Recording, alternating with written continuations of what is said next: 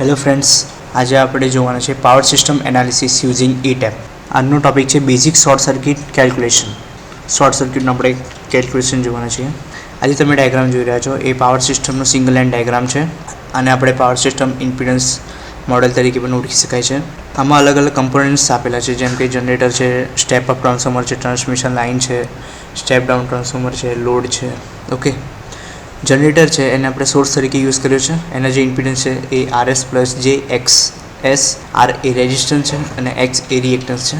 ત્યારબાદ આ જે છે એ જનરેટર સ્ટેપ અપ ટ્રાન્સફોર્મર છે. ઓકે, જે પાવરને સ્ટેપ અપ કરે છે. એનો ઇમ્પિડન્સ છે RT પ્લસ જે XT. ઓકે, આ જે છે એ ટ્રાન્સમિશન લાઇન છે જે પાવર સપ્લાય કરે છે. ઓકે, આનું જે ઇમ્પિડન્સ છે એ R પ્લસ જે XL. ત્યારબાદ આ જે છે એ લોડ ટ્રાન્સફોર્મર છે. એનું જે ઇમ્પિડન્સ છે એ RT પ્લસ જે XT.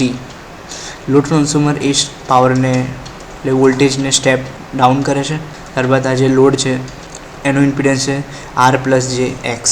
આપણે આ અલગ અલગ કમ્પોનન્ટ્સના અલગ અલગ ઇમ્પિડન્સ જોયા. ત્યારબાદ Thevenin equivalent for 3 phase symmetrical fault.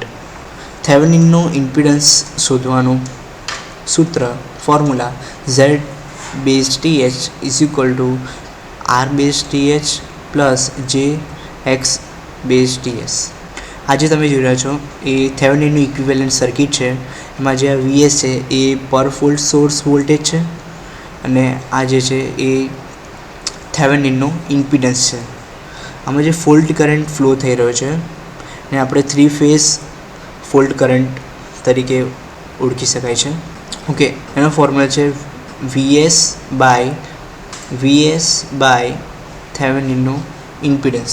Okay, ત્યારબાદ શોર્ટ સર્કિટના MVA જો આપણે શોધવા હોય તો એનો ફોર્મ્યુલા છે VS into fault current is equal to VSનો હોલ સ્ક્વેર બાય થેવેનિનનો ઇમ્પિડન્સ.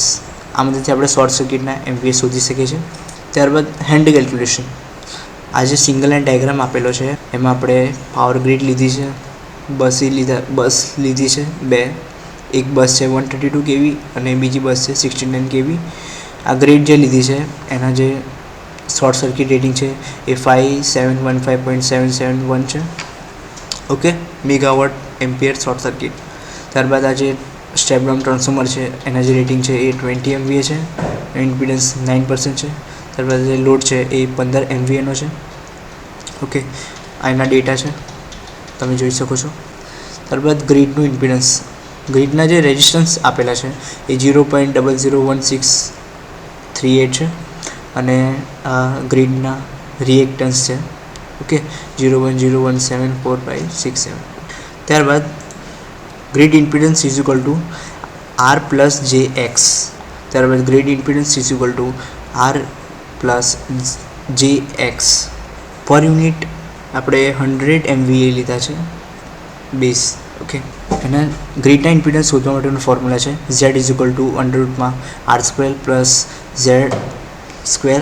ઓકે, આ જે આરનો જે રેટિંગ આપેલા છે એનો હોલ સ્ક્વેર પ્લસ એક્સનો હોલ સ્ક્વેર. ઓકે, ત્યારબાદ એનો અંડરરૂટ કરીએ તો આ જેનો આન્સર આવી ગયો કે grid impedance is equal two 0.017495 પર યુનિટ. ઓકે, ત્યારબાદ ટ્રાન્સફોર્મરના ઇમ્પિડન્સ. ટ્રાન્સફોર્મરના જે ઇમ્પિડન્સ છે એ 9% આપેલા છે અને આપણે પર યુનિટમાં જો ફેરવીએ તો 0.09 થાય. ઓકે, ટ્રાન્સફોર્મરના બેઝ જે વોલ્ટેજ આપેલા છે એ 20 MVA આપેલા છે. ઓકે, ત્યારબાદ entire system convert to 100 MVA base using per unit conversion formula.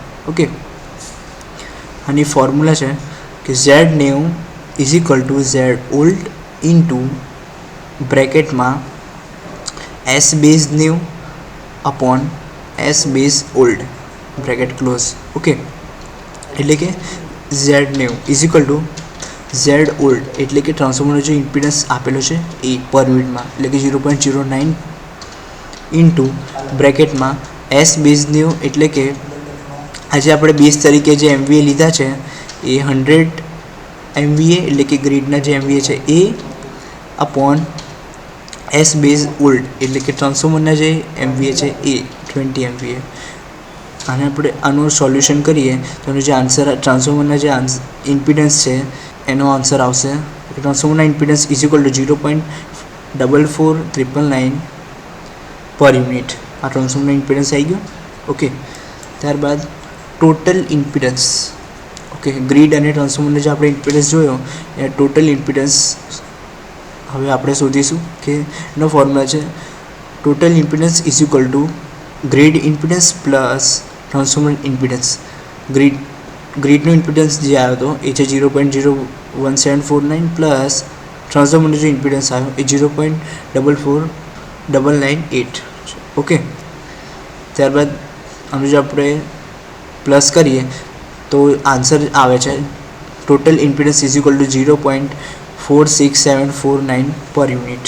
Okay, ત્યારબાદ આપણે હવે શોર્ટ સર્કિટ કરંટ શોધીશું પર યુનિટમાં. ઓકે, એનો ફોર્મ્યુલા છે કે શોર્ટ સર્કિટ કરંટ પર યુનિટમાં is equal two V/Z. Voltage આપણે એક લીધા છે એટલે કે વોલ્ટેજ અપોન ઇમ્પિડન્સ કે ISC એટલે કે short circuit current is equal two voltage આપણે 1 લીધું છે અને અપોન જે ટોટલ ઇમ્પિડન્સ આવ્યો હતો એ આપણે અહીં લખીશું કે 0.467. ઓકે, તો ટોટલ શોર્ટ સર્કિટ જે કરંટ મળ્યો એ છે 2.139 પર યુનિટ. આ ટોટલ શોર્ટ સર્કિટ કરંટ છે. ઓકે, ત્યારબાદ જે એકચ્યુઅલ કીવી છે એને આપણે ત્યારબાદ જે પર યુનિટમાં જે આપણી વેલ્યુ આવી એને આપણે એકચ્યુઅલ કીવીમાં કન્વર્ટ કરીશું. એનો ફોર્મ્યુલા છે કે બેઝ કરંટ એટલે કે આપણે બેઝ કરંટ શોધીશું. કન્વર્ટ પર યુનિટ કરંટ ટુ એકચ્યુઅલ કીવી એટલે કે પર યુનિટ કરંટને આપણે એકચ્યુઅલ કીવીમાં કન્વર્ટ કરીશું. એનો જે ફોર્મ્યુલા છે એ છે I બેઝ એટલે કે base current is equal two S base એટલે કે base power upon √3 into V base એટલે કે બેઝ વોલ્ટેજ. આ જે એટલે કે S બેઝ જે છે કે પાવર એ આપણે 100 MVA લીધા હતા અપોન √3 ઇન્ટુ આપણે જે આગળ બસ પર ફોલ્ડ કરાવવાના છીએ એના જે રેટેડ કેવી છે એ 69 kV છે. ઓકે, એટલે વોલ્ટેજ આપણે 69 kV લીધા છે બેઝ વોલ્ટેજ. તો એનો જે આન્સર ટોટલ આન્સર આવે છે એ છે base current is equal two 0.83 kilo ampere. ત્યારબાદ આપણે એકચ્યુઅલ શોર્ટ સર્કિટ કરંટ શોધીશું કે જે જ્યારે તમે શોર્ટ સર્કિટ સિસ્ટમમાં કોઈપણ બસ ઉપર શોર્ટ સર્કિટ કરશો તો એનો જે કરંટ આવશે. ત્યારબાદ આપણે એકચ્યુઅલ શોર્ટ સર્કિટ કરંટ શોધીશું.